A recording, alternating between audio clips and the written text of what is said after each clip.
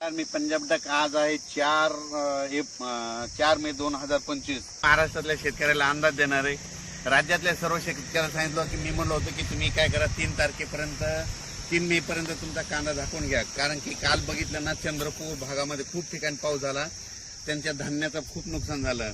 तर आता आज आहे 4 मे. तर आज तुम्ही बघा, आज नंदुरबार भागाकडे लगेच टीव्हीला बातमी येईल की आज नंदुरबारकडे खूप पाऊस पडला, म्हणून हा अंदाज लक्षात येता.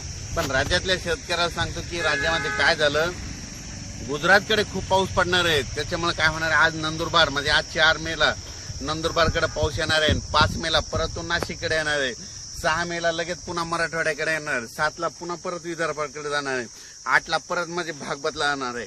म्हणजे असं किती 6 मे पासून ते जवळपास 13 मे पर्यंत दररोज 2 दिवस ह्या भागात, दुसऱ्या दिवशी त्या भागात, पुन्हा ह्या भागात, ह्या भागात, म्हणजे दररोज भाग बदलत सर्वजोर नाही पडणार, पण अवकाळी असणार आहे, म्हणून हा अंदाज लक्षात यायचा.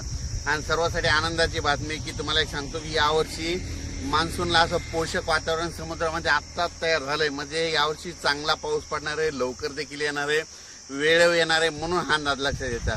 आणि तुम्हाला एक सांगू इच्छितो की यावर्षी जवळपास 19 मेला अंदमान बेटावर मान्सून दस्तक देणार आहे. म्हणजे 19 मेला अंदमानवर मान्सून येणार आहे, 19 मेला, म्हणून हे लक्षात यायचं. आणि तिथून काय होतं